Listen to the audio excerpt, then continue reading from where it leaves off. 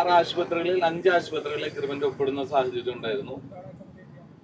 ഈ സമരം തുടങ്ങിയ സമയത്ത് ഞങ്ങൾ നഴ്സുമാരുടെ ശമ്പള വർധനവുമായി ബന്ധപ്പെട്ടിട്ടുള്ള ഡിമാൻഡ് കൊടുത്തിരുന്നു. സർക്കാർ പ്രഖ്യാപിച്ച കരട് വിജ്ഞാപനം പ്രകാരമെങ്കിലും ശമ്പളം കിട്ടണമെന്നൊരു വാക്ക് ഞങ്ങൾ സർക്കാരിനോടും അതുപോലെ തന്നെ മാനേജ്മെന്റിനോടും ആവശ്യപ്പെട്ടിരുന്നു.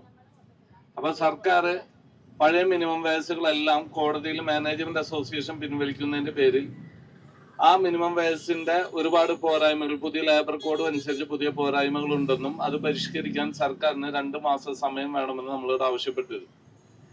പക്ഷെ അതുവരെ, അതായത് കഴിഞ്ഞ 2022 പരിഷ്കരിക്കുന്ന ശമ്പള വർധനമാണ് 4 വർഷത്തോളം വൈകി വന്നിട്ടുള്ളത്.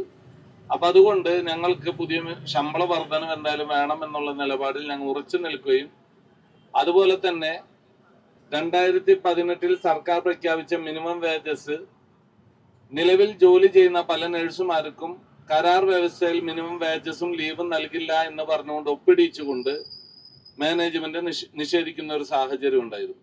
ഈ സാഹചര്യങ്ങൾ കാണിച്ചുകൊണ്ടാണ് ഞങ്ങൾ സമരത്തിലേക്ക് ഇറങ്ങിയത്.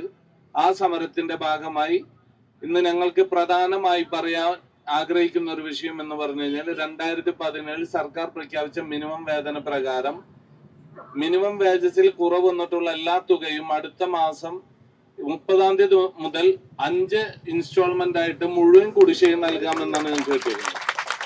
അതായത് 15,000 രൂപയ്ക്ക് ജോലി ചെയ്യുന്നോ 20,000 രൂപയ്ക്ക് ജോലി ചെയ്യുന്ന നഴ്സുമാർക്ക് കിട്ടേണ്ട മിനിമം വേജസിൽ എത്ര രൂപയാണോ ഓരോ മാസം കുറവ് വന്നേക്കുന്നത് ആ കുറവ് മുഴുവൻ ഞങ്ങൾക്ക് നൽകണമെന്നുള്ള നിയമപരമായിട്ടുള്ള അവകാശത്തിൽ വിട്ടുവീഴ്ചയില്ലാതെ കൊടുക്കണമെന്നുള്ളൊരു നിലപാട് കളക്ടർ ഭാഗത്തുനിന്നും ലേബർ ഡിപ്പാർട്ട്മെന്റിന്റെ ഭാഗത്തുനിന്നും നമുക്ക് കിട്ടി എന്നുള്ളതാണ് ഈ സമരത്തിന്റെ ഏറ്റവും വലിയ വിജയം. അതിന് 60 ദിവസം ഞങ്ങൾ പട്ടിണിക്ക് കിടക്കേണ്ട ഒരു അവസ്ഥ വന്നെങ്കിലും ഞങ്ങളുടെ അവകാശത്തിൽ നിന്ന് ഞങ്ങൾക്ക് വിട്ടുവീഴ്ച ചെയ്യേണ്ടി വന്നിട്ടില്ല.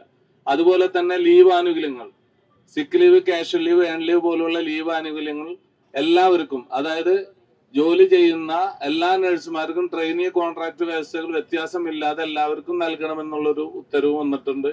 അത് 2 ദിവസത്തിനുള്ളിൽ പരിഷ്കരിച്ച് അതിന്റെ റിപ്പോർട്ട് കളക്ടർക്ക് കൊടുക്കണമെന്നാണ് മാനേജ്മെന്റിനോട് കളക്ടർ വാക്കാൽ പറഞ്ഞിട്ടുള്ളത്. മൂന്നാമത്തെ ഒരു കോൺട്രാക്ട് വ്യവസ്ഥ, അതായത് മിനിമം വേജസ് നൽകില്ല അത് നഴ്സുമാർ അംഗീകരിച്ചതാണ് എന്ന് പറയുന്ന ഇല്ലീഗൽ ആയിട്ടുള്ള കോൺട്രാക്ട് വ്യവസ്ഥ നമുക്ക് അവസാനിപ്പിക്കാൻ പറ്റിയിട്ടുണ്ട്. ഈ സമരത്തിന്റെ കാലയളവിൽ നഴ്സുമാർക്ക് കിട്ടാൻ സർട്ടിഫിക്കറ്റ് കൊടുത്തിരുന്നു, അത് പൂർണ്ണമായിട്ടും പിൻവലിച്ചുകൊണ്ടും പുതിയ സർട്ടിഫിക്കറ്റ് ഇഷ്യൂ ചെയ്യുക എന്നുള്ളതും ഇപ്പൊ തീരുമാനമായിട്ടുണ്ട്. അതുകൂടാതെ സർക്കാർ പ്രഖ്യാപിക്കുക 2-3 മാസത്തിന്റെ കാലാവധിക്കാണെങ്കിൽ പോലും 5 വർഷം വരെ സർവീസ് ഉള്ളവർക്ക് നിലവിലെ മിനിമം വേജസിൽ നിന്ന് മുകളിലോട്ട് 2,500 രൂപ വർധനവ് നൽകാമെന്നും 5 മുതൽ 10 വർഷം ഉള്ളവർക്ക് 3,500, 10 വർഷത്തിന് മുകളിലുള്ളവർക്ക് 100 ബെഡിൽ മുകളിൽ 5,500, 100 ബെഡിൽ താഴെ 5,000 രൂപയുടെ ഒരു വർധനവാണ് ഞങ്ങൾക്ക് താൽക്കാലികമായിട്ട് ഒരു വർധനവായിട്ട് വെച്ചിട്ടുള്ളത്.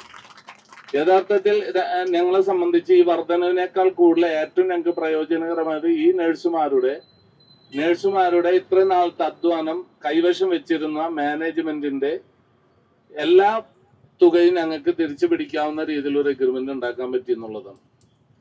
അതുകൂടാതെ ഇപ്പൊ ഞങ്ങളെ സംബന്ധിച്ച് ഞങ്ങൾ ഇന്ന് സമരം ഇതൊക്കെ 5 ആശുപത്രി ഒപ്പിട്ടിട്ടുണ്ടെങ്കിൽ പോലും സമരം കണ്ടിന്യൂ ചെയ്യണം. ഞങ്ങൾ 6 ആശുപത്രികൾ ഒരുമിച്ചാണ് സമരത്തിലേക്ക് ഇറങ്ങിയത്.